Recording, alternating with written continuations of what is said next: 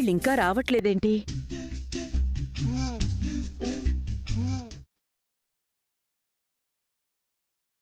రాధిక, పర్వాలేదు. మీరు అలాగే ఉండండి, నేను కుట్టేస్తాను. పర్లేదు, అమ్మ పిలుస్తుంది కదా. అయ్యో, నాకేం శ్రమ లేదండి. 2 నిమిషాల్లో అయిపోతుంది. మీరు అలాగే ఉండండి.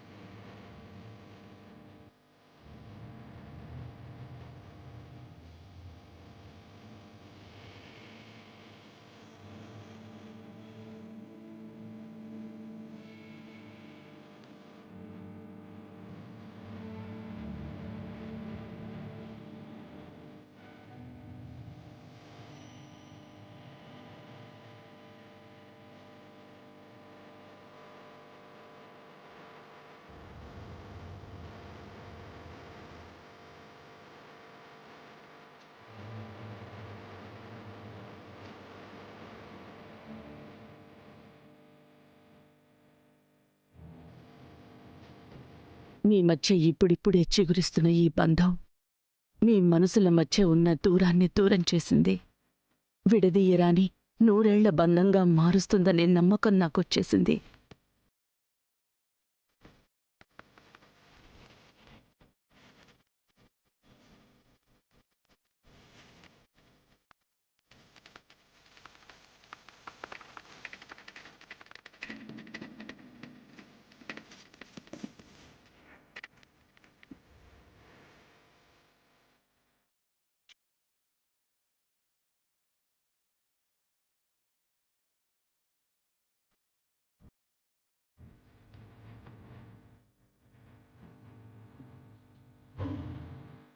థ్యాంక్స్. నా విషయంలో ఈ మాటని నేను మీ నోటి నుంచి వినకూడదనుకుంటున్నాను.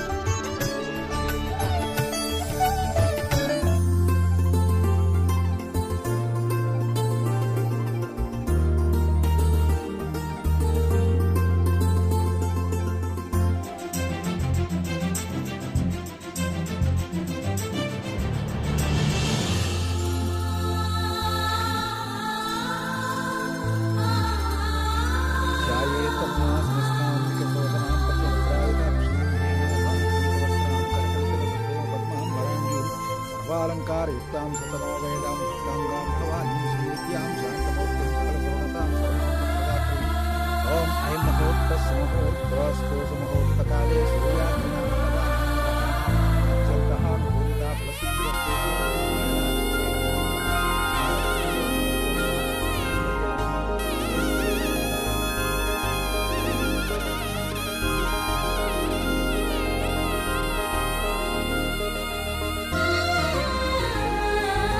ఎన్ని బాధలు, ఎన్ని అవాంతరాలు ఎదురైనా చివరికి రాధి కోరుకున్న జీవితం తనకు సొంతమైంది. ఇక నుంచి ఎలాంటి దిగులు లేకుండా రాధి సంతోషంగా ఉండాలి దేవుడా.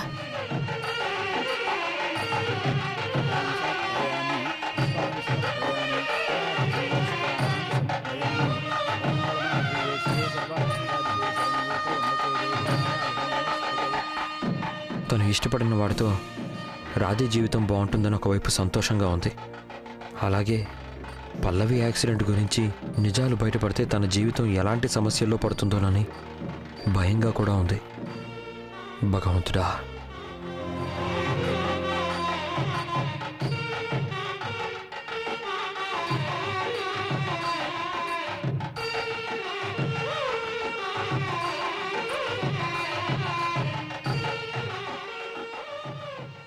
సార్వారు, మీరు నా మెళ్ళో తాళి కట్టిన క్షణం నేను చావుకి చాలా దగ్గరగా ఉన్నాను. అందుకే మీరు నా పక్కన పీటల మీద కూర్చున్న క్షణాలు గాని, వేద మంత్రాల సాక్షిగా మనం ఒక్కటవుతున్నామన్న సంతోషం గాని మనస్ఫూర్తిగా ఆస్వాదించలేకపోయాను. బహుశా అందుకేనేమో తిరిగి నేను ఆ సంతోషాలని పొందాలని ఆ కృష్ణయ్యే ఇలాంటి అవకాశాన్నిచ్చాడు.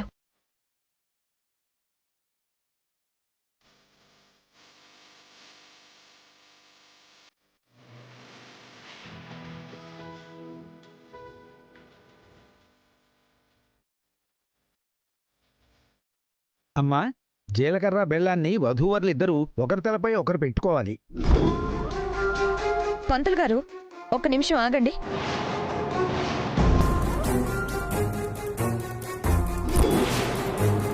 సకల ఏమైంది? అమ్మ చాదస్తానికి నవ్వొస్తుంది. చాదస్తం ఏంటి? కాక మరేంటి, వీళ్ళకి ఆల్రెడీ పెళ్ళైపోయింది కదా. మళ్ళీ జీలకర్ర బెల్లం, ఈ కొంగుముడి, ఈ తంతులు, ఇదంతా ఏంటి? అనుకోని పరిస్థితుల్లో కార్తీక్ రాధిక మెళ్ళో తాళి కట్టాడు. పెళ్లికి సంబంధించిన తంతులేవి వీళ్లతో శాస్త్రోక్తంగా జరిపించలేకపోయాం. అలా జరిపించి తీరాల్సిన అవసరం ఉందంట. ఓ బా! నిజంగా మీరు ఏ కాలంలో ఉన్నారమ్మా? అసలు ఫస్ట్ పెళ్ళైపోయాక సకల, నీకేం తెలీదు, నువ్వు మాట్లాడుకో. పంతులు గారు, మీరు కానివ్వండి. అలాగే అమ్మా. అమ్మా, ఇద్దరూ ఎదురెదురుగా కూర్చోండి.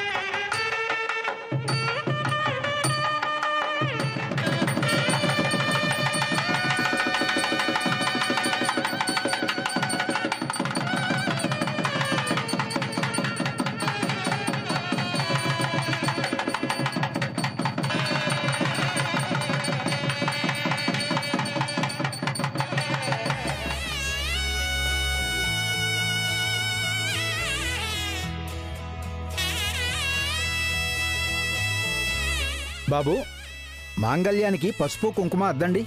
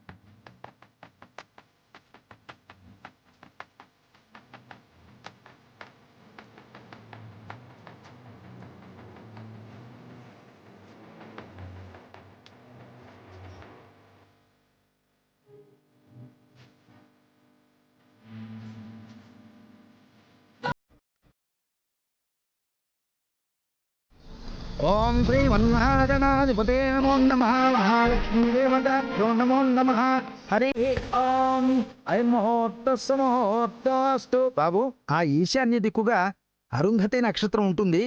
దాన్ని ఒక్కసారి అమ్మాయికి చూపించు బాబు.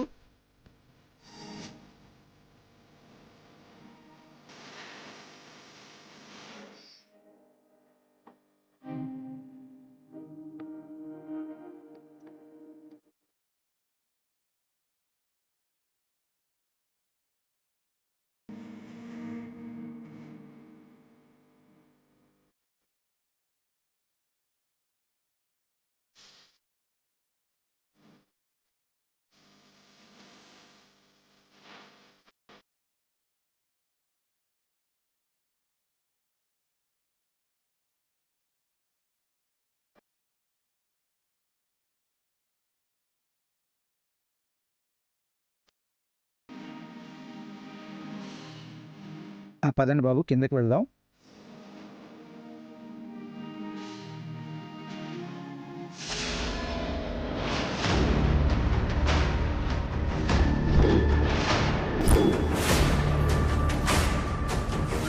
నానా, మీడియా వాళ్ళు వచ్చారేంటి? అదే నాకు అర్థం కావట్లేదు కార్తీక్.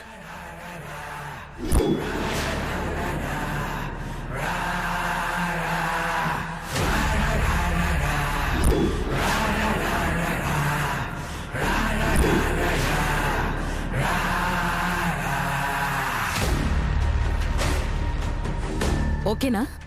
రెడీనా? అన్నీ ప్రాపర్గా ఉన్నాయిగా? Okay madam. రాసుకునేవారు అక్షరం అక్షరం మిస్ అవ్వకుండా రాసుకోండి. మీరందరూ honest police officer, sincere police officer అనుకుంటున్నా the great DSP Karthik Krishna అసలు రంగుని, నిజ స్వరూపాన్ని మీకు చెప్తాను, రాసుకోండి. భార్యని చంపిన అతని రక్త చరిత్రని చెప్తాను, కెమెరాస్తో క్లియర్గా షూట్ చేయండి. అత్తయ్య, ఏంటి న్యూసెన్స్? న్యూసెన్స్ కాదు మిస్టర్ కార్తిక్ కృష్ణ.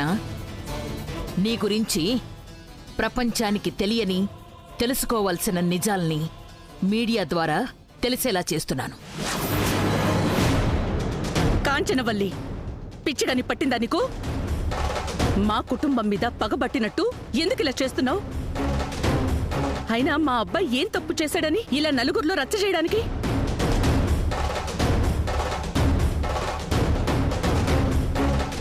కరెక్ట్ కాదు కాంచనవల్లి, నువ్వు చేస్తున్నది అసలు కరెక్ట్ కాదు.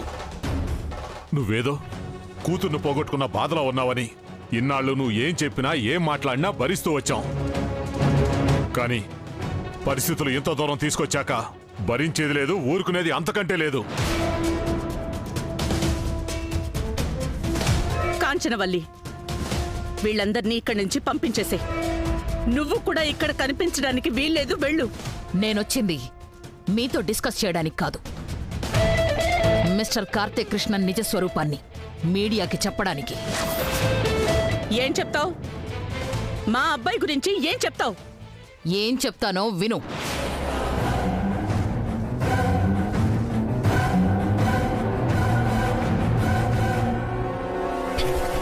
రాసుకోండి.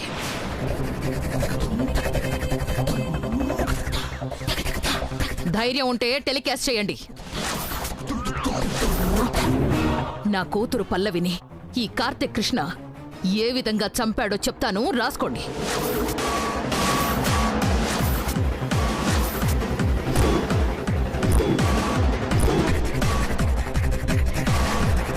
ప్రేమ పేరుతో నా కూతుర్ని ట్రాప్ చేశాడు.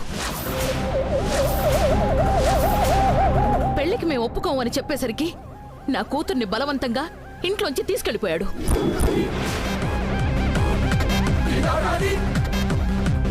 సంవత్సరం తిరక్క ముందే చంపేశాడు. అత్తయ్య, స్టాప్ దిస్ నాన్సెన్స్. నాన్సెన్స్ కాదు, నిజం. నువ్వు, మీ కుటుంబం అందరూ కలిసి నా కూతుర్ని నిలువున పొట్టన పెట్టుకున్నారు.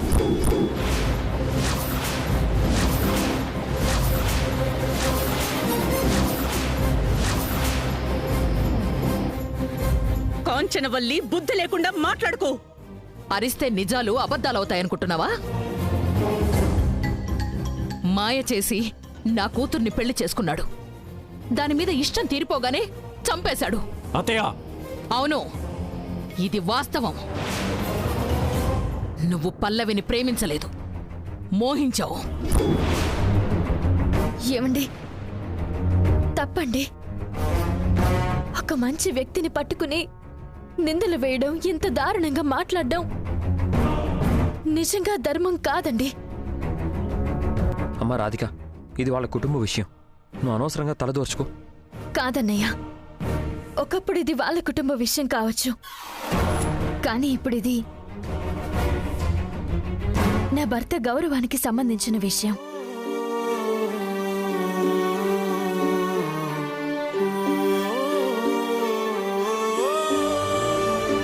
రాధిక, ఇతని గురించి నీకు తెలీదు. చూస్తూ ఉండు, సంవత్సరం తిరిగేలోపే నిన్ను కూడా చంపేస్తాడు. ఏమీ తెలియని అమాయకుళ్ళ మరో పెళ్లి చేసుకుంటాడు.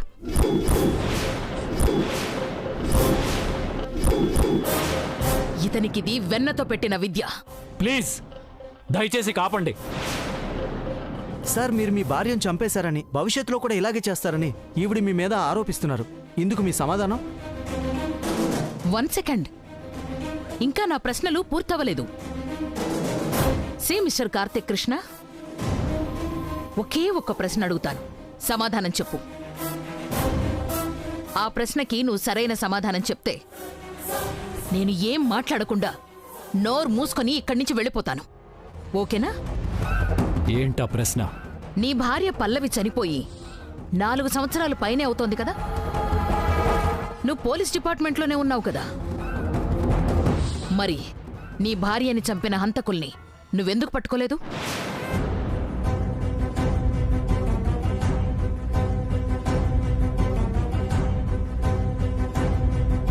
సమాధానం చెప్పు. నువ్వు చాలా పెద్ద పోలీస్ ఆఫీసర్వి కదా. పెద్ద పెద్ద క్లిష్టమైన కేసుల్ని కూడా ఛేదించావు కదా.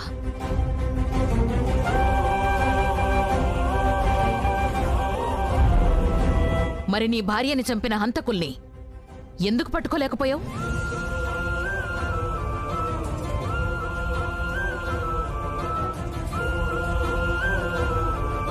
ఆ యాక్సిడెంట్ ప్లేస్లో ఒక చిన్న క్లూ తప్ప ఎలాంటి ఎవిడెన్స్ దొరకలేదు. అందుకే నిందితుల్ని పట్టుకోవడం లేట్ అవుతుంది. అసలు కారణం అది కాదు. నా కూతురు ప్రాణాలు పోవడానికి నువ్వే కారణం.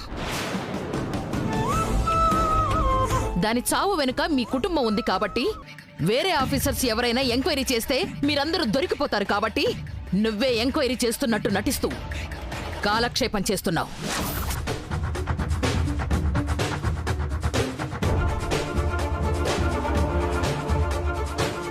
సార్, ఆవిడ ఆరోపణలకు మీ సమాధానం?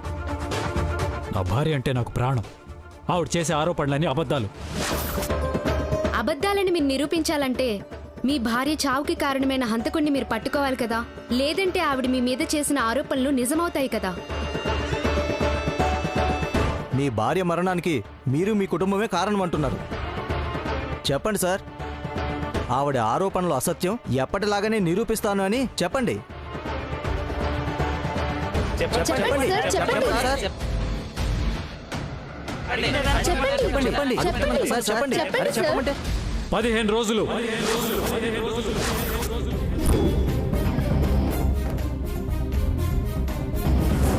కేవలం 15 రోజుల్లోనే ఆ హంతకురాల్ని పట్టుకుని తీరుతాను.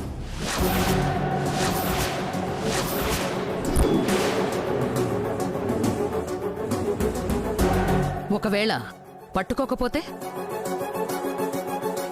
తన జాబ్కి రాజీనామా చేస్తాడా?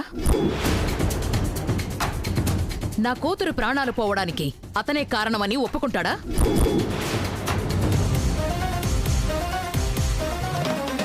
అడగండి. ఆవిడ అడిగినట్టు మీరు రిజైన్ చేస్తారా? మీ భార్య మరణానికి కారణం మీరే ఆయన ఒప్పుకుంటారా?